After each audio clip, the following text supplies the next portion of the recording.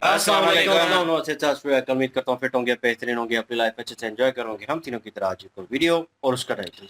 Video का title है जी Jaishankar warning shock US Pakistan मोन master snub major right major गोरोवार की वीडियो है जी। रीजन वीडियो का लेकिन डिस्क्रिप्शन में जो लाजमी इनको भी सपोर्ट करना। मेरा नाम है राणा मोहम्मद रफी, मेरे साथ है Mohammad Sameer Khokhar. Let's Islamic Pulse, guys, let's start. Morning, sir. Good morning, brother. Good morning. Music.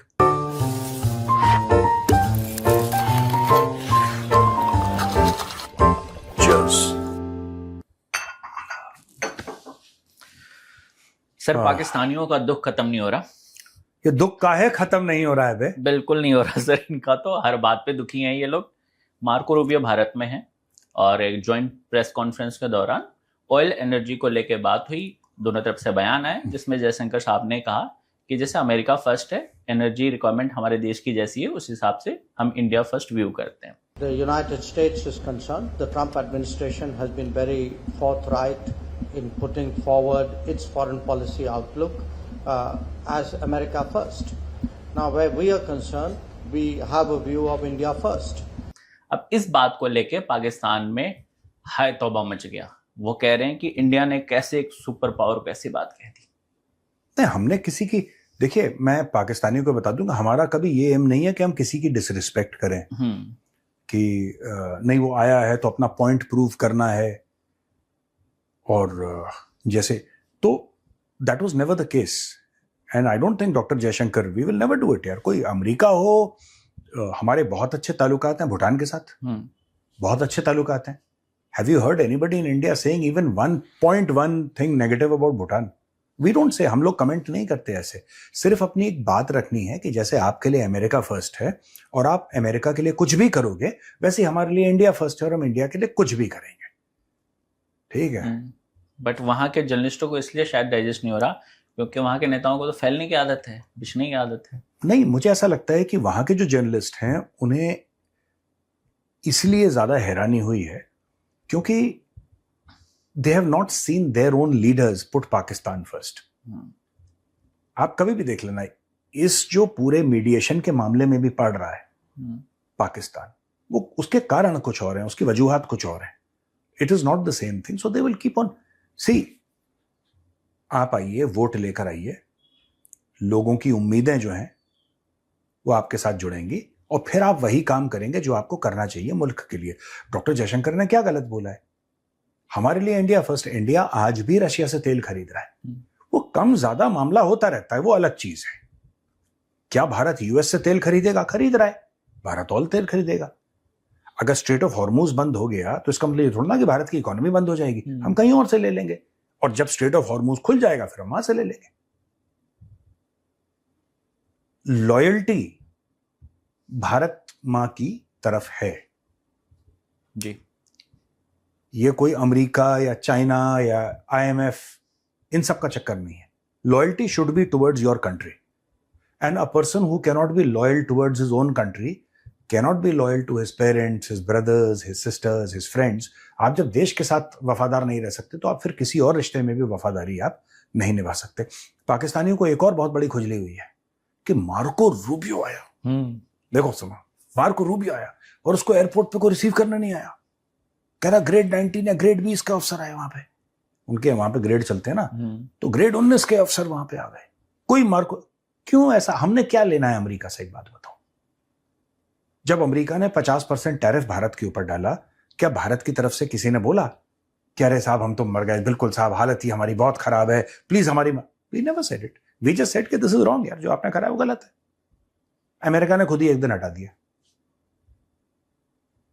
है ना? That's it. वो सिंघम का क्या डायलॉग है? मेरे वजूद में दम है क्योंकि मेरी जरूरतें कम है। हाँ, मेरे वजूद में दम है क्योंकि मेरी जरूरतें कम है।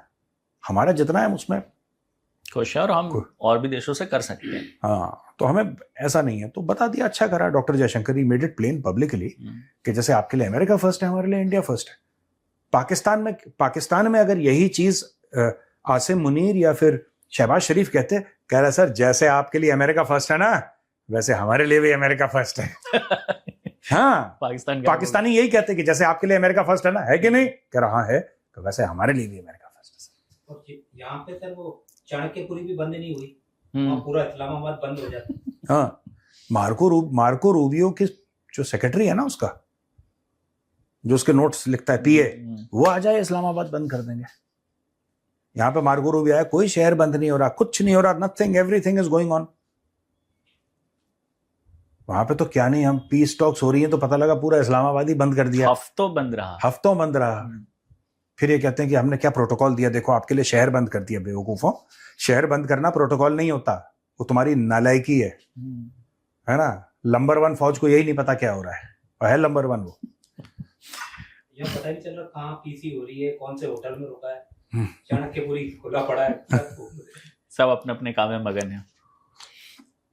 सर, ख्वाजा आसिफ ने फिर बयान दिया है और एक टीवी शो के दौरान उन्होंने कहा कि यूएई जो लोगों को डिपोर्ट कर रही है वो सही है, उसमें से हजारों तो भिखारी हैं।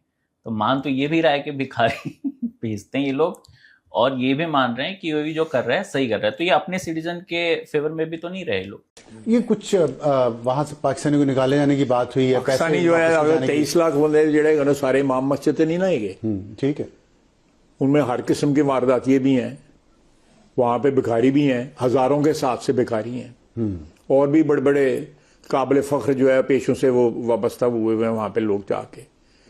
तो मैं एलैबोरेट नहीं करना चाहता। तो अगर इफ दे आर बीइंग अंदाजा हो रहा है, अगर if they are being transported तो वो उनका हक बनता है कि वो ऐसे लोगों को ट्रांसपोर्ट करें।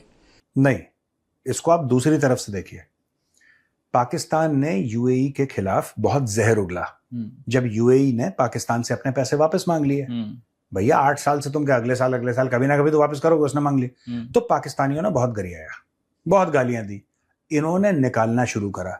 अब पाकिस्तान में एहसास हुआ कि जोश जोश में आके मौला जट और नूरी नट वाला, ओए मौलिया ओए, ये इन्होंने कर तो दिया, पर पैसे तो शेख के पास हैं। पैसे जो हैं वो तो शेख के पास हैं यार। देखिए, पाकिस्तानियों को भी एहसास है कि ये लड़ाई कभी ना कभी खत्म होगी। आज नहीं, कल नहीं, 6 महीने बाद, 1 साल बाद, 2 हफ्ते बाद, कभी ना कभी ये लड़ाई खत्म होगी। और फिर जब पाकिस्तानी दुबई जाने की कोशिश करेंगे फिर इनको जूते पड़ेंगे। और जो पाकिस्तानी यूट्यूब चैनल पे ये बोल रहे हैं कि Riyadh is the next Dubai, no it's not, no it's not. Riyadh अपने आप में बहुत इंपॉर्टेंट है, Riyadh is extremely important in its own right, and Dubai and Abu Dhabi are very important in their own right, है ना। किसी का ये कहना कि Riyadh is the new Dubai, ये पाकिस्तानी क्या है कि they have this multiple father syndrome. आपने कई बार बताया। हाँ, इनके पास, इनका है पाकिस्तानियों का मल्टीपल फादर सिंड्रोम है। ये आगे वाली जेब में 2 बाप रखते हैं, पीछे वाली जेब में 2-3 बाप रखते हैं। कभी भी निकाल लो किसी को पापा बना के अपना, जिनसे अब ये पैसे ले लो। हाँ, अब ये रिपेयर करने वाला मामला है जो ये कह रहा है ख्वाजा आसिफ जो कह रहा है, ये रिपेयर करने वाला मामला है कि ठीक ही तो करा उन्होंने। ये जो भिखारी थे जिनको, कल तक भिखारी नहीं थे, कल तक ये था कि क्या है, इजराइल का बड़ा क्लोज आ गया और इसराइल ऐसे ही बोलते, वो भी बोला था कि भारत की जो साजिश हो सकती है। हाँ, साजिश हो सकती है सब। अब इनको पता है कि यूएई के पास पैसा है और इनको पता है कि इनकी पाकिस्तानियों की प्रॉपर्टीज वहां पे है। आप यूएई को ज्यादा गाली दोगे, शेख बोलेगा हमारा मूड ठीक नहीं है, निकलो यहां से। शेख बोलती, शेख की मर्जी होती, ठीक है। शेख को क्या बोल सकते हैं, शेख इधर तो देख, शेख बोलती, बस शेख बोलती हमारी मर्जी है, तुम निकलो पाकिस्तानी, गंदा आदमी है, निकलो गलीस। फिर तो इनको भी अपने आप को प्रोटेक्ट करना है ज्यादा। देखो, जब आपकी जेब फटी हो और आप भीख मांग के खाना खा रहे हो, तब गैरत का हवाला नहीं देना चाहिए, क्योंकि फिर वो कसम झूठी पड़ जाती है। और यही पाकिस्तानी है, जेब फटी है, शाम के खाने का कुछ पक्का नहीं है, बातें ऐसी, पूरे दुनिया के फैसले इस्लामाबाद में होंगे। अभी फिर इनसे बुखार उतर रहा है धीरे धीरे। अब इनका बुखार उतर रहा है धीरे धीरे। ये तो यही नहीं समझ पा रहे कि मार्को रूबियो भारत आ गया तो पाकिस्तान क्यों नहीं आया। इनको बेवकूफों को आज तक ये समझ नहीं आया कि जब भी कोई अमेरिकन पाकिस्तान आता है और जब भी अमेरिका और पाकिस्तान के रिश्ते अच्छे होते हैं, आप तारीख गवाह है, आप देख लेना। मैं बड़े जिम्मेदारी से और सोच समझ के बोल रहा हूं जी। तारीख गवाह है, जब पाकिस्तान और अमेरिका के रिश्ते अच्छे होते हैं, पाकिस्तान में खून बहता है। अमेरिका को चाहिए ही वो।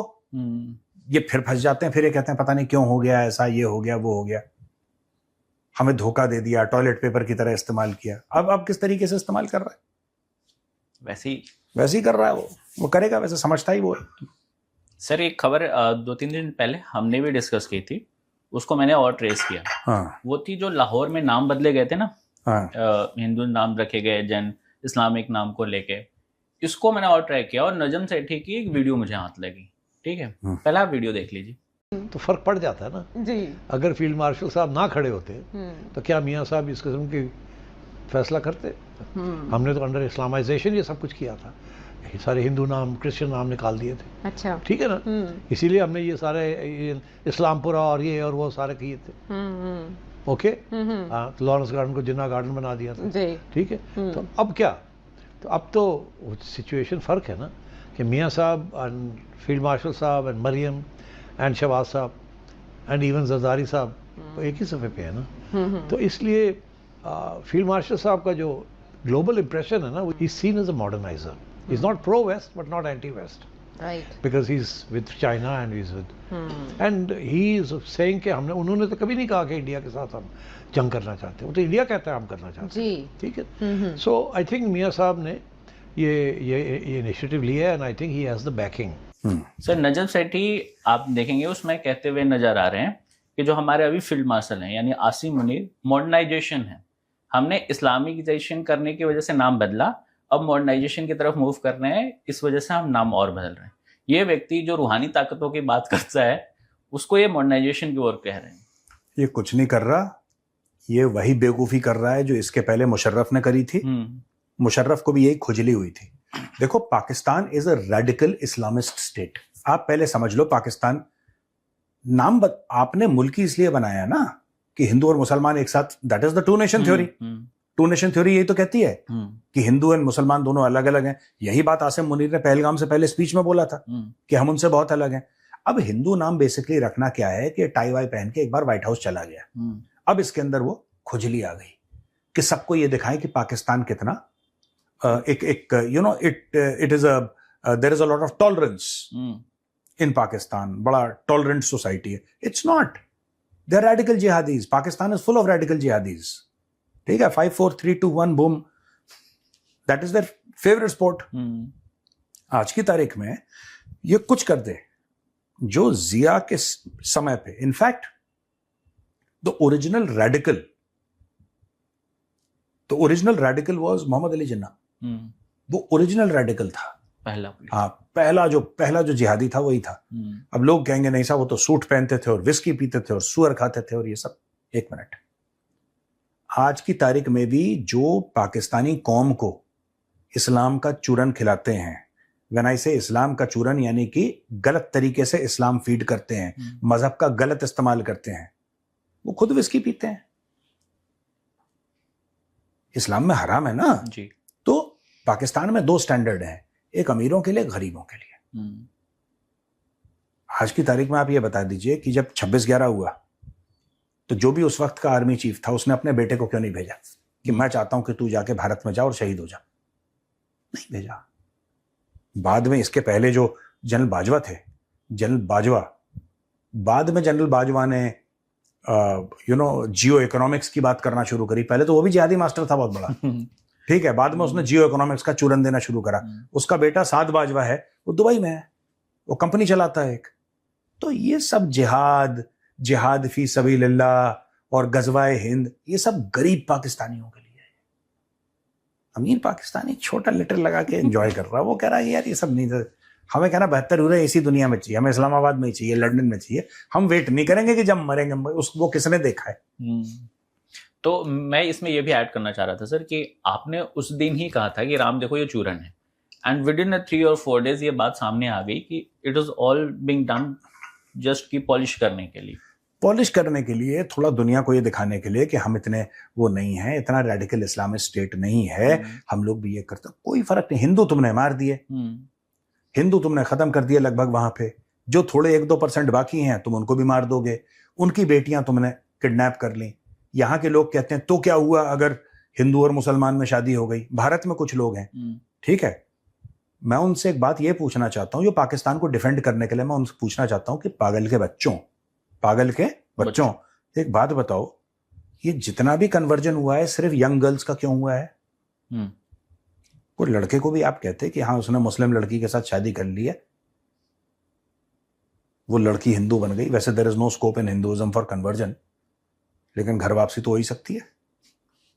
ये सब झूठ है, सब फ्रॉड है, सब फरेब है, ये पैसा कमाने की नई टेक्निक है।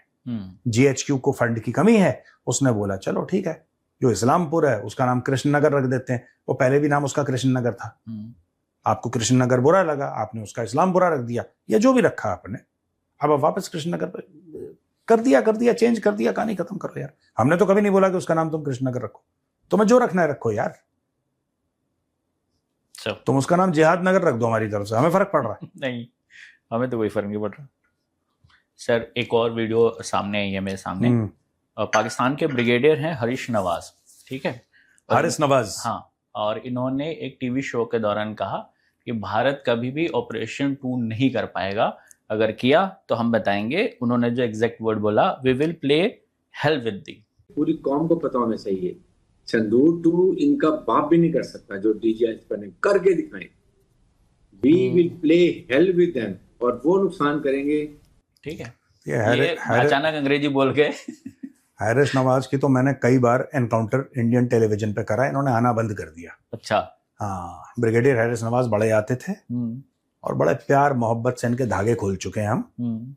ये सब फर्जीवाड़ा है, मैं पर्सनली इनके धागे खोल चुका हूँ। इन्होंने तो इस वीडियो में बहुत कुछ बोला है। नहीं, कुछ नहीं, छोड़ो मारो बोले, ये सब ये हल्के लोग हैं। देखो सुनो, हल्के लोग हैं, बीच में इनको भी पता है कि इनका मुल्क हल्का है। हर एक पाकिस्तानी को, सिर्फ जो बिल्कुल गरीब और जाहिल पाकिस्तानी है ना, उसको एहसास नहीं है, क्योंकि उसने अपनी गली दूसरी गली कभी देखी नहीं है, तो उसको वही पूरी दुनिया लगती है। जो भी पढ़ा लिखा पाकिस्तानी है उसको ये बात तय है, ये बात पक्की है कि उसको पता है कि पाकिस्तान निहायती हल्का मुल्क है, पाकिस्तान की जीरो वैल्यू है। तो आप जाके सोशल मीडिया पे बकवास करो और अपना मोरल बूस्ट करो लोगों का, that's it. Don't take Haris Nawaz seriously. Okay sir, reverse question लेते हैं। हाँ, लो बिल्कुल लो। उत्कर्ष जोशी हैं नोएडा से, उन्होंने पूछा है कि सर बीएलए ने रेलवे पे हमला किया अभी पाकिस्तान जाफर ट्रेड पे, और रेलवे ट्रैक्स पे भी हमला करता है। Is the BLA is trying to send a specific message to Pakistan? If yes, what could that message be? नहीं, मैसेज कोई नहीं है, बीएलए कोई मैसेज नहीं कर रहा। बीएलए कहता है कि तुम खाली करो, बलूचिस्तान हमारा है। मैसेज कोई नहीं है इसमें। ये बलूचिस्तान की आज़ादी की एक लड़ाई है, और लोग जो बीएलए ज्वाइन कर रहे हैं, आपने एक बात नोट करी होगी, ये जितने भी ये आज़ादी पसंद हैं Baloch, most of them are very well read. इसमें कई स्कूल के टीचर्स हैं, कोई प्रोफेसर्स हैं, कोई डॉक्टर, मतलब प्रोफेशनल्स हैं who have taken up the struggle, जो पहाड़ में चले गए, राइट। उनका कोई मैसेज वैसेज नहीं है ऐसे बीएलए का या किसी भी ऑर्गेनाइजेशन का, बलोच का। They just saying that this is our country, get out of here. Baloch में एजुकेशन को लेकर है वैल्यूज? हाँ, बलोचियों में एजुकेशन को लेकर वैल्यू है, बाकी पाकिस्तान पंजाब में उतना एजुकेशन की कोई वो नहीं है। पाकिस्तानी पंजाब में तो ये तो पढ़ाई को ही हराम समझते हैं, ये इल्म को ही हराम समझते हैं। लाहौर में, लाहौरी तो ऐसे ही हैं, फर्जी वाले के हैं ये, बट हाँ, बलोच में काफ़ी प्रोफेशनल्स हैं, आबादी कम है ना बहुत, but they are fighting. Aditya Thakur हैं, ये हैदराबाद के हैं, अभी यूके में रहते हैं। इन्होंने सवाल किया है कि ऑपरेशन सिंदूर के दौरान पाकिस्तान ने चाइनीज वेपन यूज किए, तो हमें चाइना से लड़ने के लिए अपनी वेपन जो है उसको और अपग्रेड और स्पेसिफिक बनाना पड़ेगा, अगर कल को चाइना से लड़ाई होती है तो। कर ही रहे हैं हम लोग। अभी हाल फिलहाल में हमने 3 शिप्स हमने वो करे हैं। सो India's defence is growing very very fast. देखो, पाकिस्तान के पास मोर देन 80% चाइनीज वेपन्स हैं। वो क्यों हैं? क्योंकि पाकिस्तान को उसके लिए पैसे नहीं देने पड़ते, क्यों? पाकिस्तान के पास है नहीं। ये अपनी सॉवरेनिटी बेचता है पाकिस्तान, ये जमीन ले लो, ये ले लो, इसके एवज में ये दे दो, यही कर रहा है। आप देख लेना, अगले 15-20 साल में पूरा पाकिस्तान बेच चुके होंगे लोग, और आसिम मुनीर के पोते पोतियां लंदन में एंजॉय कर रहे होंगे, ड्रिंक व्रिंक कर रहे होंगे किसी पब में, किसी बार में, एंजॉइंग द गुड लाइफ। ये पाकिस्तान को बेच चुके हैं पूरा यार। पीस बाय व्हेन आई से बेच चुके हैं, मैं मुहावरतन नहीं बोल रहा कि मैं आपको समझाने के लिए बोल रहा हूँ, ये एक्चुअली पाकिस्तान का रियल एस्टेट बेच चुके हैं। They have actually sold Pakistan. तो करते हैं पाकिस्तानी फौजी जर्नल, तो यही करते हैं। तो हथियार जो भी उन्होंने लिए हैं प्लस 80-82% जो चाइनीज हैं। और क्यों चाइनीज हैं? आपके पास अगर पैसा है, आपके पास अगर पैसा है तो आप बेहतर हथियार खरीदो ना, आप बेहतर हथियार खरीदो। आप जाओ और आप रशिया मार्केट से ओपन मार्केट, आप रशिया से लो, आप यूरोप से लो, क्यों नहीं लेते? क्योंकि आपको मुफ्त में तेल चाहिए, मुफ्त में हथियार चाहिए, और उसके लिए आप अपनी सॉवरेनिटी बेच देते हो। पाकिस्तानियों के पास नहीं है पैसे, और पाकिस्तान गरीब मुल्क नहीं है। मैं आपको फिर बता दूं, Pakistan is not a poor country, it's a highly mismanage country with a very very corrupt elite. एक एलीट कैप्चर है पाकिस्तान में, उन्होंने हड्डियों का गूदा निकाल दिया पाकिस्तानियों का यार। और उनको वही जिहाद का चूरन देके कि तुम जिहाद फी सबीलिल्लाह, एक दिन सब्ज परचम लहराएंगे लाल किले में, उसी में खुश हैं कि सब्ज परचम लहराएंगे लाल किले में। खाने को रोटी नहीं है लेकिन परचम लहराएंगे। परचम जरूर इन्होंने लहराना है। ठीक सर, आज के लिए इतने। ठीक है, यस, ऑलराइट, ठीक है भाई, चलते हैं। राम राम। जय हिंद। बीच में जो हंस रहे थे उसका बता दीजिए ना, आपको कंफ्यूजन हो जाए। हाँ, कल एक कमेंट आया था, कल एक जगह पे हम मनसे थे, बीच में वो बात चल रही थी, मेजर साहब की शायद वीडियो थी ना, जिसमें वो हिंदुओं को लेके चल रही थी कि पाकिस्तान में हिंदू पे जुल्म होता है और ये नाम चेंज कर रहे हैं। कल ही वीडियो बनाई थी ना हमने, कल के परसों।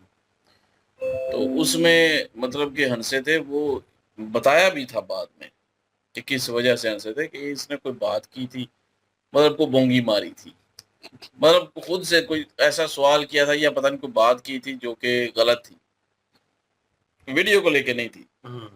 लेकिन लोगों ने जो है बीच में कमेंट भी किया हुआ, तो मैंने देखा था कि जी ये देखें जी, हिंदुओं पे जुल्म की बात आई है पाकिस्तान के हवाले से, तो ये तीनों साले जो हैं गालियां दे के तो हंस रहे हैं। तो हालांकि हमने मेंशन भी किया था बाद में कि हमारी कोई इसने को मतलब भोंगी मारी थी, उस पे हंस रहे थे। मैंने बात की थी ना बॉर्डर की कि 4,000 किलोमीटर बांग्लादेश का बॉर्डर जो है। तो मैंने कहा इतना लंबा बॉर्डर जो है, तो उसको किस तरह से सिक्योर जो है वो किया जाएगा। तो इसने बताया कि वो इस तरह से बॉर्डर जो है नहीं, मैंने पूछा कि आपको पता है कि किधर किधर से लगता है बॉर्डर बांग्लादेश। कहता है नहीं, उस पे हंसिया आ गई थी। ठीक है, तो उस वजह से हंसे थे। कोई उस वीडियो को रिलेटेड लेके या हिंदुओं पे जो कुछ हो रहा है उसको लेके हम ना कभी किसी पे जुल्म हो रहा हो या कुछ हो रहा हो, चाहे वो पाकिस्तानी हो, चाहे वो हिंदू हो, चाहे मुस्लिम हो, चाहे इंडियन हो, चाहे कोई और हो, हम उस पे नहीं हंसे कभी भी। चाहे जिस पे भी जो भी नहता जो है उस पे जुल्म हो रहा है, हम उस पे नहीं हंसते। तो असल में अचानक बात हुई, अचानक हंसी निकल गई। तो एंड पे जो है फिर हमने मेंशन भी किया था, लेकिन फिर भी वो चीज़ उठा के, शायद वीडियो नहीं पूरी देखते, तो वो उठा के जो है वो ये बात कर दी। अब लोग, कुछ लोग और देखेंगे जो वीडियो नहीं देखेंगे, खाली कमेंट पढ़ने आएंगे, तो वो देखेंगे अच्छा इन्होंने ये किया है, ये है ही ऐसे, ये पाकिस्तानी जो हुए, ये रेडिकल्स जो हुए। तो इसलिए बराए मेहरबानी या तो पूरी वीडियो देख लिया करें। हमने हिंदू वाले टॉपिक पे ही मेन बात की थी कल बाद में, तो सारी वीडियो पे तकरीबन जो है उसी टॉपिक पे ही बात हुई थी, तीनों ने की थी। तो हंसी उस वजह से नहीं आई थी, हंसी किसी और वजह से आई थी, और हम हंसते भी किसी और वजह से ही होते हैं बीच में। वो अपना ही कुछ बात याद आ जाए, कोई नहीं, अचानक कोई ऐसी कोई ना कोई बात कर देता है, बोंगी होती है मारी उसने, ठीक है, कभी मैं, ये कभी ये कभी ये, तो उस पे हंसी आ जाती है सबको। तो बेशक टॉपिक जो है वो सीरियस चल रहा हो तो कई दफा हो जाता है भाई, ये नेचुरल चीज है, इसमें ये नहीं कह सकते। आप कहते हैं ना कि दुख जो होता है, मैं सीधी सी बात कहूंगा, दुख सिर्फ और सिर्फ ना, जो रियल दुख होता है वो उन लोगों का होता है जो कि तो आपके अपने होंगे। जो आपके अपने नहीं है ना भाई, उन पे इतना दुख नहीं होता लोगों को। कोई ना कोई ऐसी बात होगी तो यकीन करें, किसी फौदगी वाली जगह पे बैठे हो ना लोग, हंसते हैं, वहां पे भी हंस पड़ते हैं अगर कोई ऐसी बात हो जाती है तो मैं ये सिर्फ कहने वाला हूँ कि जब तक बंदे के अंदर जो है वो ना दुख हो ना, तो बंदा हंसता है। चाहे आप ये हमारी सिर्फ बात नहीं है भाई, ये इंसानियत, मतलब इंसानी जो फितरत है ना, ये उसकी बात कर रहा हूँ मैं। अगर यहीं पे अगर कोई हमारा अपना होता ना, यकीन करे हमें हंसी ना आती, सीरियसली कह रहा हूँ। थोड़ा simple way, in short way बोलूं, अगर अब जिस तरह कोयटा में यकीन करे ये धमाका हुआ है, इंडियन काफी सारे कमेंट हमें आए कि जी ये देखें जी, जहन्नम पहुंचा दिए, बदतर उनके पास पहुंचा दिए। और हालांकि उनको सिर्फ फौजी नजर आ रहे हैं, क्योंकि उनको बताया जा रहा है कि जी फौजियों पर सिर्फ हमला हुआ है। बेशक उधर उस ट्रेन में फौजी जा रहे थे छुट्टी के लिए, ईद है ना, ईद के लिए छुट्टी पे जा रहे थे। तो लेकिन जो बीच में बच्चे मरे हैं, जो बच्चे शहीद हुए हैं, औरतें, बूढ़े, दूसरे सिविलियन जो साथ अपना फाटक के पास जिनके घर थे, वहां पे उनके घर गिरे हुए हैं, वहां पे जो लोग मरे हैं, वो कोई भी नहीं बताएगा आपको। और ये दुख भी नहीं होगा किसी को, क्योंकि अपने नहीं है। अगर अपने होते तो सबको दुख होता। अब हमें कहते हैं जी उस पर वीडियो नहीं बनाएंगे क्योंकि पोल खुल जाएगी। और भाई हम वीडियो बनाएंगे, हम अगर उस पर वीडियो बनाएंगे तो भाई हमें जो है वो बहुत कुछ बोलना पड़ेगा। हम नहीं बोलना चाहते वो कुछ, क्योंकि कुछ चीज़ें ऐसी हैं कि रियासत के खिलाफ हो जाएंगी, कुछ चीज़ें ऐसी हैं कि BLA के खिलाफ होंगी। तो इसलिए जो है वो उस चीज़ पे हमने यहाँ पे रहना भी होता है भाई। आप तो बड़े आसानी से कह देते हैं ना कि आप बोलते नहीं हो। वो अगर सारा कुछ ठीक होता ना, आजाद होता सब कुछ भी बोल सकते, तो फिर देखते आप हमें हर टॉपिक बोलते।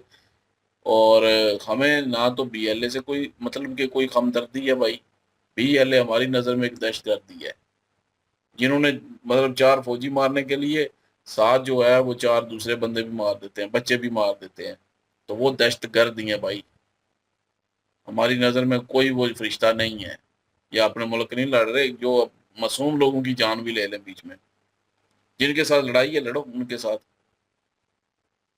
जितना लड़ना है लड़ो। लेकिन जो मासूम लोग होते हैं जिस ट्रेन में बैठे हुए हैं वहां पे, उनका क्या कसूर था जो उड़ाई गई है? तो ये तो दहशतगर्दी है, खुल्म खुली की दहशतगर्दी है भाई। अच्छा खैर, ये टॉपिक सीरियस होता जाएगा। वो क्वेश्चन भी हुआ तो उसके चलो रिलेटेड भी ये बात हो गई। और बाकी अभी बात करें तो शुरू में जो मेन टॉपिक था कि जी एस जयशंकर साहब ने जो है वो ये बयान दिया अमेरिकन के लिए कि जिस तरह आपके लिए ज़ाहिर अमेरिका पहले नंबर पे है तो आप रखें, लेकिन हमारे लिए जो है इंडिया पहले नंबर पे है और हम देखेंगे इंडिया के लिए क्या बेहतर है। मतलब बिल्कुल नॉर्मल सा एक समझ लें कि ये स्टेटमेंट है। और ये होना भी चाहिए, हर मुल्क का होना चाहिए जो भाई किसी से कुछ लेना देना नहीं है तो वो बोल सकता है भाई। अगर किसी मुल्क ने उधार ना लिया हो ना तो वो ये बोल सकता है, लफ्ज़ मुंह पे भी बोल सकता है। और इंडिया ने बोला है भाई। और वाकई इंडिया भाई अपना जो है वो खुद का फर्स्ट रख सकता है। वो किसी के इशारों पे तो नहीं चलेगा। कोई भी मुल्क हो वो किसी के इशारों पे नहीं चलना चाहिए। उसको अपने मुल्क का देखना चाहिए, अपने मुल्क को पहले रखना चाहिए। अपने मुल्क में क्या क्या जो है वो कमियां हैं उनको दूर करना चाहिए। और उनको दूर करने के लिए अमेरिका के जो है वो खाली उनसे लेने, अमेरिका अब कहे जी रशिया से जो है वो उस पर बंदी है। अमेरिका एक किस्म का सबका जो है वो बना हुआ है फन्ने खान। रशिया पे भी है जी, ईरान पे भी है भाई। बाकी मुल्कों की अपनी मर्जी है, वो जिधर से उनको सस्ता मिल रहा है उधर से लेंगे। कोई कौन होता है कि किसी पे जो है वो ये पाबंदियां लगा के और सब मुल्कों पे जो है वो कह दे जी तो आप लोगों ने नहीं करना ये सब कुछ। ये तो दादागिरी हुई ना। तो इसीलिए तो सारे अमेरिका के नीचे हैं कि भाई ये पाबंदियां लगा देगा, ये बैन कर देगा, ये कर देगा। इंडिया ने भाई जवाब दिया है, सीधी सी बात है कि हमें हमारा इंडिया पहले है। तो जब इंडिया के लिए ज़रूरत पड़ेगी तो ईरान से भी डील होगी, इंडिया के लिए ज़रूरत पड़ेगी तो रशिया से भी डील होगी। तो इंडिया के लिए देखना है कि इंडिया को किस चीज़ की ज़रूरत है, इंडिया को फ़ायदा किस चीज़ में है। तो सही जवाब दिया है इन्होंने। सामने मार्को रूबियो खड़े हैं, उनके मुंह पे जो है वो जवाब दिया, बिल्कुल बेहतरीन जवाब था। और एक गैरतमंद मुल्क जो है वो ऐसे ही जवाब देते हैं। क्योंकि जब अमेरिका के लिए अमेरिका फर्स्ट हो सकता है तो वो टैरिफ लगा रहा है, पता नहीं क्या क्या लगा रहा है, तो इंडिया के लिए भी इंडिया फर्स्ट होगा ना। या कोई भी मुल्क हो उसके लिए उसका मुल्क पहले है। तो लेकिन ये अमेरिका अपने लिए और पॉलिसी है, दूसरों के लिए और पॉलिसी है, दूसरों को धमकाता है, खुद दादागिरी करता रहता है वो बैठा। तो भाई सही जवाब दिया है मेरी नज़र में तो भाई बहुत अच्छा जवाब था। एक गैरतमंद जो है मुल्क के फॉरेन मिनिस्टर जो है उनको यही जवाब सूट करता है कि देना जो जवाब दिया है उन्होंने। तो बहुत अच्छा जवाब था वो। और उसके बाद दुबई से जो बंदे निकाले जा रहे हैं उस टॉपिक पे बात हुई। तो दुबई में भाई हमने पहले भी जिक्र किया था कि एक तो वहाँ पे जो है वो शिया नाम वाले जितने भी हैं, चाहे वो सुन्नी हैं, चाहे वो वाबी हैं, चाहे कोई भी मसलक से हैं, उनको निकाला जा रहा है। वो निकाले भी हैं उन्होंने, इसमें भी कोई शक नहीं है। ईरान दुश्मनी की वजह से वो शिया सुन्नी वाला जो विवाद था वो निकाले हैं। और खुद लोगों ने वीडियो बना बना के, और बहुत सारे लोग इधर जो पहुंचे हैं उन्होंने भी यही बात की है, जो दुबई में रह रहे हैं उन्होंने भी यही बात किया कि शिया मसलक के जो नाम है, बेशक वो बंदा शिया है या नहीं है वो पूछते नहीं है, वो निकाल देते हैं। जिस तरह मेरा नाम अली है, वो ये शिया वाला नाम है मेरा, तो मुझे भी उन्होंने निकाल देना था। बाकी जो ख्वाजा आसफ ने बात की है, ख्वाजा आसफ अपनी गवर्नमेंट की पॉलिसी, डिप्लोमेसी जितनी भी है उन पे बात ना आए, इसलिए ये कह दिया जी दुबई जो है वो निकाल सकता है। बिल्कुल निकाल सकता है, हमने पहले कहा था निकाल सकता है, वो उसके मुल्क का हक है भाई, आप उसके मुल्क में रहते हैं, वो आपके मुल्क में नहीं आके रहते, तो वो जब चाहे जिसको चाहे वो निकाल सकता है। तो उन्होंने भिखारियों को, ये ख्वाजा आसफ ने बोला, वो बात भी ठीक है, मान लेते हैं, लेकिन ये सिर्फ अवाम पे डाल देना सारा कुछ। भिखारी पहले क्या नहीं थे? भिखारी आज से पहले भी उधर ही थे, तो भिखारी तो पहले से भी मौजूद थे, क्रिमिनल भी मौजूद थे, तो पहले भी निकालते थे, लेकिन इतना शोर शराबा क्यों नहीं हुआ? अभी भाई उन्होंने शिया मसलक के भी निकाले हैं, दूसरे क्रिमिनल भी निकाले हैं, जो इलीगल रह रहे हैं उनको भी निकाला है, जो नए वीज़े लगवाने के लिए गए थे उनको वीज़े नहीं लगा के दिए। हाँ, जो पुराने लगे हुए हैं जिनका नाम शिया वाला नहीं है वो अभी भी काम कर रहे हैं, मेरे अपने कज़न वहीं पे हैं, उनको नहीं छेड़ा गया, वो कर रहे हैं काम अपना। और मेरा कज़न तो अभी एक दिन पहले यहाँ से गया है वापस, किसी ने नहीं रोका, वो वहाँ पे गया है, काम भी लग गया, क्योंकि पहले से काम कर रहा था, उसी कंपनी में छुट्टी आया हुआ था, उसको नहीं निकाला गया, क्योंकि एक तो उसका नाम नहीं था और दूसरा उसका कोई क्रिमिनल रिकॉर्ड नहीं था। तो भाई जितने भी हैं कज़न मेरे 4-5 हैं, वो अभी भी उधर ही काम कर रहे हैं, किसी को नहीं निकाला गया। खुशकिस्मत से उनके शिया वाले नाम नहीं है किसी के भी अगर होते तो अभी इधर होते। तो खैर ये एक मेन रीज़न है। तो ख्वाजा आसफ जो है सिर्फ अपनी डिप्लोमेसी जो है वो वहाँ पे क्योंकि चल नहीं रही अब, तो वो अपने पे जो बात आनी थी उसको फाड़ के सारी है वहाँ पे डाल देंगे, वहाँ बात ही ना करे गवर्नमेंट को। एक गवर्नमेंट की पॉलिसी है, गवर्नमेंट को बात करनी चाहिए थी यूएई से, और गवर्नमेंट को चाहिए था कि वो जो शिया वाले मसलक नाम वाले जो है वो निकाल रहे हैं, वो ये करके निकाल रहे हैं कि ये शिया मसलक वाले नाम है, वो पाकिस्तानी है और वो शिया नहीं है, इस चीज़ में बात करें, वहाँ की डिप्लोमेट जो है बात करें। लेकिन पाकिस्तानी गवर्नमेंट ने जो है वो नहीं सुन रही दुबई, और पाकिस्तानी गवर्नमेंट पे भी ये बात ना आए नून लीग पे, तो इसलिए इन्होंने जो है वो सारा मलबा उठा के वहाँ पे फेंक दिया है। तो ये चीज़ें रीज़न हुई है कुछ, बाकी जो है ये बताएंगे, नहीं तो कहेंगे कि ये आज शुरू ही हो गया है। नहीं कोई बात नहीं, इट्स ओके। अवाम पे ही बनता है। देखें जी, पाकिस्तान की जो सरकारी डिप्लोमेसी एक होती है, वो डिप्लोमेटिक ताल्लुकात जो होती हैं उनमें बड़ी चीज़ों के ऊपर कंप्रोमाइज़ करना पड़ता है। हमने हमेशा से कहा कि जो दुबई है उसने हमारा मुश्किल टाइम में बड़ा साथ दिया है, तो हमारे इस्लामी भाई हैं, हम उनको यहाँ पे जगह भी प्रोवाइड करते हैं शिकार खेलने के लिए, उनका बड़े अच्छे से स्वागत भी करते हैं। उनके ऊपर मुश्किल टाइम आया था ईरान युद्ध वाला, ईरान ने उनके ऊपर हमले किए, तो उसमें उनको उम्मीद थी कि जिस कंट्री का हमने हर मुश्किल में साथ दिया है वो कम से कम हमारे साथ खड़ा होगा, हमारा साथ देगा। लेकिन पाकिस्तान की मजबूरी ये थी कि अगर पाकिस्तान साथ दोनों में से किसी एक का भी देता ना, तो पाकिस्तान के अंदर जो हालात है ना वो बिगड़ जाते थे। इस चीज़ को लेकर पाकिस्तान ने वो नहीं किया। दुबई को लगा कि भाई ऐसे कंट्री को साथ रखने का फ़ायदा क्या है, ऐसे कंट्री का मुश्किल में हम साथ देते हैं, जब भी ये फंसते हैं, जब भी इनकी इकॉनमी जो है वो फ्लॉप होने जाती है तो हम इनका साथ देते हैं, तो साथ देने का फिर क्या फ़ायदा है? ये तो सिर्फ वही बात होगी कि जैसे हम फ़लस्तीन को यहाँ से बैठ के वो सोशल मीडिया के ऊपर पोस्टें करते रहते हैं जी कि हम आपके साथ खड़े हैं, तो इसी तरह से हम सब के साथ खड़े हैं। तो इन चीज़ों को जो कंट्री है ना वो अब सीरियस नहीं लेते, वो कहते हैं कि भाई जो चीज़ भी आपने करनी है प्रैक्टिकल करके दिखाइए। तो ये चीज़ें जो है ना वजूहात बनी है। और उसके बाद जब दुबई ने पैसे मांगे, दुबई ने कहा कि आपको जो हमने पैसे दिए थे वो वापस करिए। अब यहाँ पे सोशल मीडिया के ऊपर और उसके बाद पाकिस्तान टेलीविज़न के ऊपर बड़े-बड़े तजिया निगार जो हैं वो दुबई को बुरा भला कहना शुरू हो गए थे कि ये देखें जी, ये हमसे पैसे वापस मांग रहा है, अभी हमारी स्थिति मुश्किल में है। ओ यार, उसने एक अमानत आपके पास रखवाई थी, आपके हालात चलें, स्टेबल रहें, आपकी जो इकॉनमी है वो फ्लॉप ना कर जाए, वो क्लैप्स ना कर जाए, जिसकी वजह से उसने आपका साथ दिया।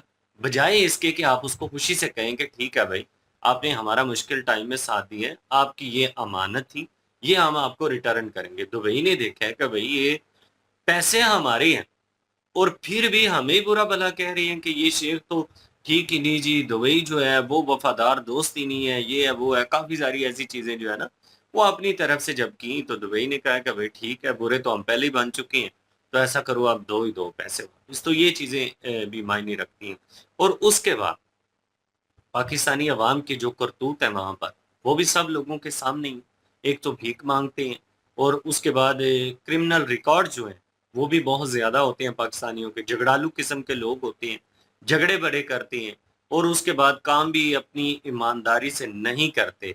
जो काम करते हैं उसमें डंडी मारने से बाज नहीं आते, धोखा फरेब करने से बाज नहीं आते। तो इन चीजों को भी तो मद्देनजर रखा गया है कि भाई ठीक है, ये वैसे भी फ्रॉडिये लोग हैं, काम काज के हैं नहीं है, निकालो इन सब को। और शिया वाले जो नाम है वो इस वजह से है क्योंकि वो अंदर ही अंदर से ईरान को सपोर्ट करते हैं। शिया कहीं पर भी होगा, चाहे पाकिस्तान में हो, चाहे कह लें कि इंडिया में हो, चाहे दुबई में हो, वो ईरान को सपोर्ट जरूर करे। तो इस वजह से भी उन्हें निकाला गया है। तो ठीक है, उनका मुल्क है, उनका हक बनता है अपनी सिक्योरिटी को मद्देनजर रखना। कोई भी कंट्री है, उसका ये हक है कि वो सबसे पहले अपने कंट्री के बारे में, अपने बेनिफिट सोचते हैं, फिर वो दूसरों के सोचते हैं। कोई दूसरे लोगों का ठेका नहीं ले रखा किसी कंट्री ने, कोई जिम्मेदारी नहीं है उनकी कि वो हमारे पाकिस्तानियों को संभाले वहां पर। उन्होंने सबसे पहले अपने कंट्री को देखना है और उसके बाद जाके दूसरे कंट्री के जो लोग हैं उनके लिए जो कानून बने हुए हैं उन चीज़ों को मद्देनजर वो रखते हैं। तो इन चीज़ों को देखना चाहिए। बाकी इन्होंने कहा कि नाम जो है वो चेंज हो रही हैं। मैं भी समझता हूँ कि है तो दिखावा, लेकिन यार मैं कहता हूँ कि दिखावा ही सही, लेकिन हो तो रहा है ना। कम से कम रियलिटी जो है वो तो वापस लौट रही है। हम शुरू से जब भी कोई वीडियो बनाते हैं तो हमारी यही कह लें कि ओपिनियन होता है, हमारी यही कोशिश होती है कि यार आप रियलिटी को क्यों छुपाते हो?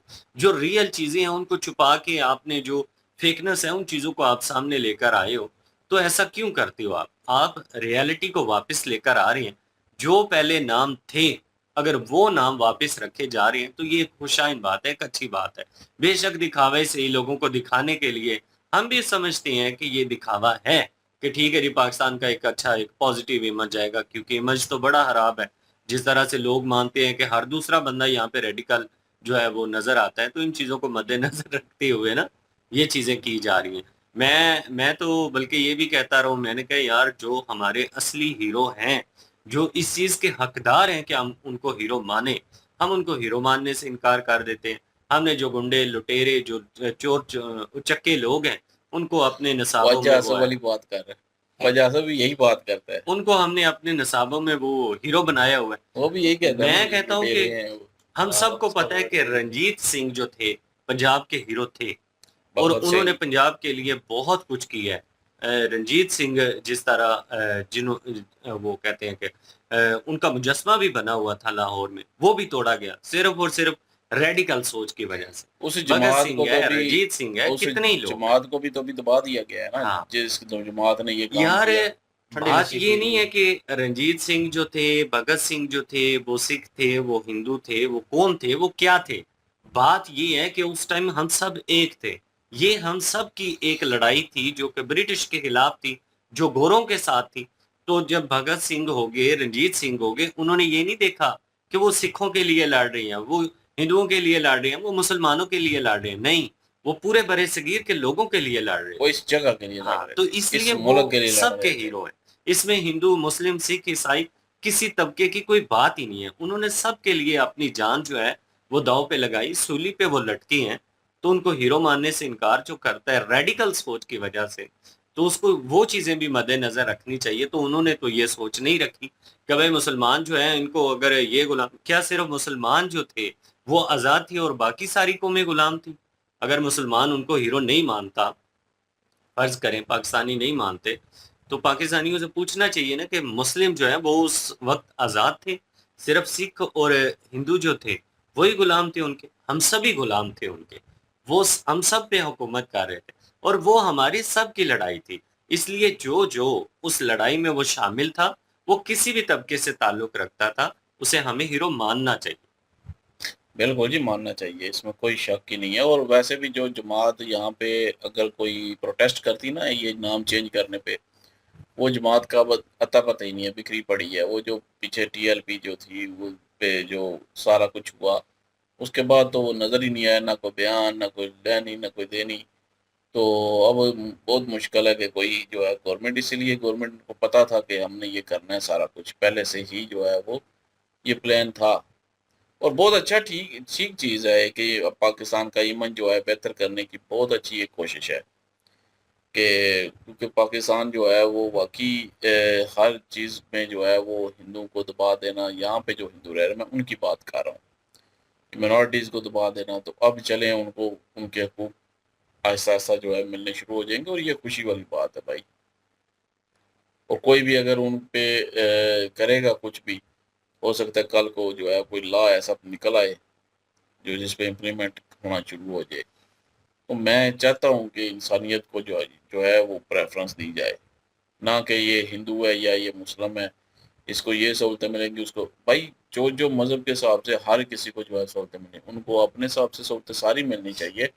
मतलब उनके धर्म के लिहाज से, धर्म के जो है वो अपना आज़ादी पूरी होनी चाहिए, वो अपने त्यौहार मनाएं जिस तरह यहाँ पे बाकियों को आज़ादी है मुसलमानों को, तो ये उनको भी होनी चाहिए।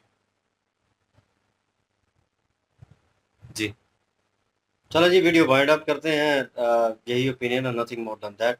और आप क्या ओपिनियन रखते हैं कमेंट सेक्शन में, आपके लिए इनके ओरिजिनल वीडियो की लिंक भी डिस्क्रिप्शन में मौजूद होगी, प्लीज़ के थ्रू हमें भी सपोर्ट कर दीजिएगा। इंशाल्लाह मिलते हैं नेक्स्ट वीडियो में, अपना ख्याल रखिएगा, दुआ में याद रखिएगा, तब तक के लिए अल्लाह हाफिज़, पीस।